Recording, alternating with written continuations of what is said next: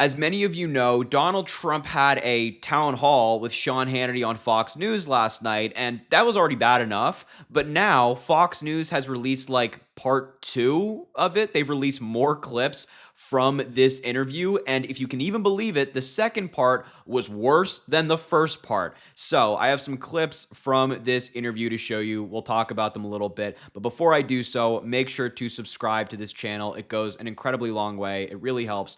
Well, let's take a look at some of these clips, shall we? So here's the first clip. Let's just dive right in, shall we? Said one person who didn't support me, he said, I must admit I had the most successful 4 years of my life, but I'm going to vote for some.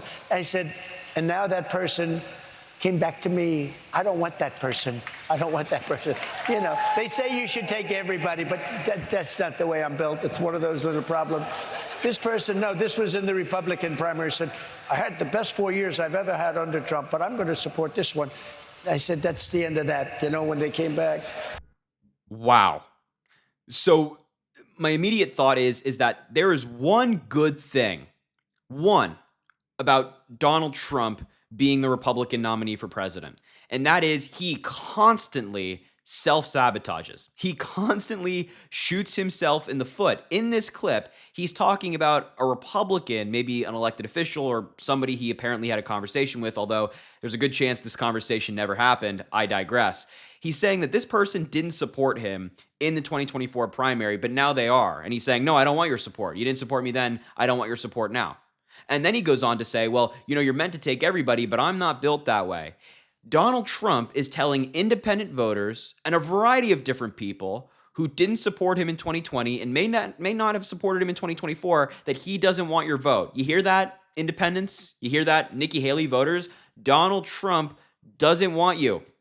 He does not want your support. He is not fighting for your vote. If you didn't support Donald Trump initially, he does not want you supporting him now. You know who does? You know who is fighting for your vote? Kamala Harris, Tim Walz. They're out there every single day talking to different people of different backgrounds, of different races, different sexes, different ideologies, and they're making that effort. And their policy belief touches every ideology.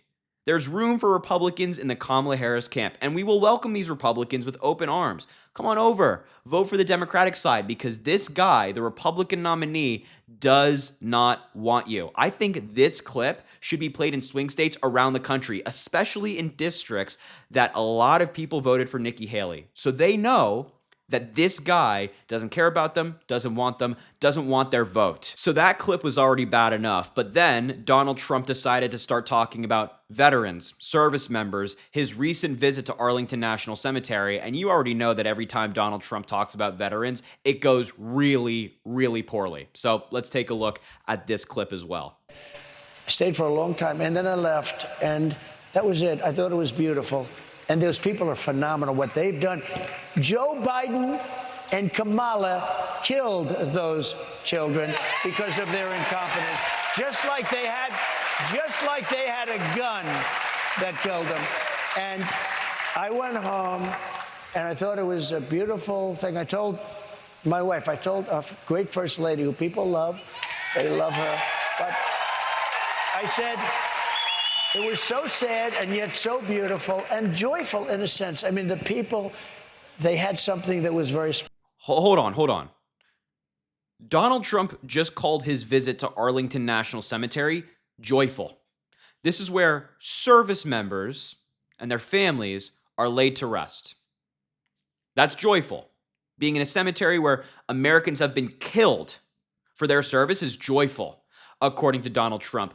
And what he said about Kamala Harris and Joe Biden in this clip is absolutely disgusting. He is further politicizing what happened in Afghanistan. Notice how he blames VP Harris and President Biden for what happened in Afghanistan and not the actual people who took the lives of the 13 American soldiers. Donald Trump never brings that up. And that's how you know he doesn't care. He doesn't actually care that these people died. He cares about a political talking point. And in that same vein, Everybody talks about how Donald Trump called fallen American soldiers losers and suckers, how he attacked John McCain, his recent visit to Arlington National Cemetery, rightfully so, because that is a blatant disrespect to service members and their families. But a story that does not get enough coverage is the one I want to talk about super briefly with you, which is Donald Trump, as president, stopped going to Dover Air Force Base to receive bodies after getting berated on his first visit. There's a lot of coverage about different stories, but this one seems to slip under the radar all the time when it comes to Donald Trump's treatment of service members and especially Gold Star families. So in this story, it reads, from the Huffington Post, in the world of President Donald Trump, he has paid his respects to many, many soldiers killed in line of duty, with daughter and top presidential aide Ivanka adding that each time she has stood by his side at one of these ceremonies, it has hardened his resolve to bring troops home. Right. Except not right. In the real world, Trump has traveled to Dover Air Force Base in Delaware exactly 4 times. This was when he was president, fewer than half as many times as his vice president, and avoided going at all for nearly 2 years after getting berated for his incompetence by the father of a slain Navy SEAL, according to a White House aide. Bill Owens, the father of William Ryan Owens, refused to shake Trump's hand at the February 1st, 2017 encounter, the aide said, and then told Trump he was responsible for his son's death for approving the disastrous raid in Yemen without bothering to understand the risks. He refused to go back for 2 years. He was so rattled, quote, the aide said, adding that the main reason Trump approved the raid just 5 days after taking office was that his predecessor, Barack Obama, had refused to do so. Once again, we're seeing that competition where Trump wants to be Obama. He's not Obama. He tries to one-up Obama every chance he gets, except it always goes badly. And now he did that. He was playing with people's lives, and somebody died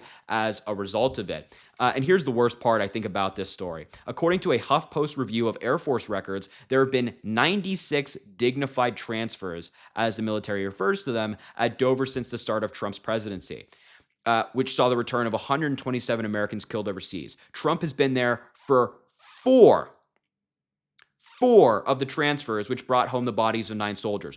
He went to 4 out of 96, sent Mike Pence to the rest of them. Donald Trump does not care about fallen American soldiers. He cares about politicizing the death of American soldiers. And this story proves that. He gets a father who lost his son in battle, rightfully angry at Donald Trump, says, I'm not shaking your hand. And that means Donald Trump doesn't go to any more for 2 years and only went to 4. Please share this story that we just saw from Huffington Post with your friends, family, and loved ones, many of which who might be on the fence or maybe they're MAGA, because Donald Trump doesn't care about service members. We just saw it in that clip. He tries to blame Biden and Harris and not the people who did it. And the underlying story here is that when given the opportunity to honor American soldiers when there are no cameras present, Donald Trump never takes that opportunity. So I just wanted to quickly show you that story, and the last clip here is really a doozy. Let's watch together. Hope they're going to be fair.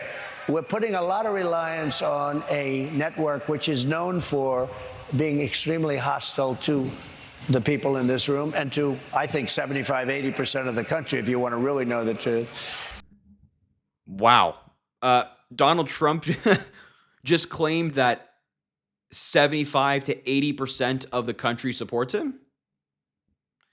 Yeah, Donald Trump does this often. That's of course not true. He does this often. He overestimates his support and brags about support that's non-existent. And we don't have to guess as to whether that's true. We can just look at his favorability rating. Donald Trump is underwater by 10 points. His unfavorable rating is 52.6%. Favorable is 42.9. It's been even lower in like the 38s.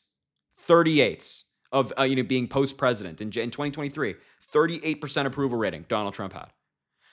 So no, buddy, 75 to 80% of the country does not support you. I want to remind Donald that we fired you last time. The American people stood up to Donald Trump and voted him out at the ballot box last time he was on the ticket. And now he gets on Fox News with no pushback from Sean Hannity saying that 75 to 80% of the country supports me. Nada. Not even close. Not even close. Not true at all. That is simply false. And all the data we have disproves that, but we have to remember Donald Trump doesn't care about data. He doesn't care at all about fact. He only cares about his perception of reality and his reality alone. So, yet another terrible campaign appearance from Donald Trump. As I mentioned, I thought the first part was enough. We really didn't need to see more of Donald Trump's town hall with Fox News, but they decided that it was a good idea to put out all of these clips where Trump is making a fool of himself. But what's new? Am I right? So anyway, I just wanted to show you these new clips. I will leave the video there. Thank you so much for watching. I appreciate you being here. Make sure to subscribe to the channel. It goes an incredibly long way. Also drop a like on the video and comment. Let me know what you think about all of this. And as I always say, I really appreciate you, and I hope you have an amazing rest of your day.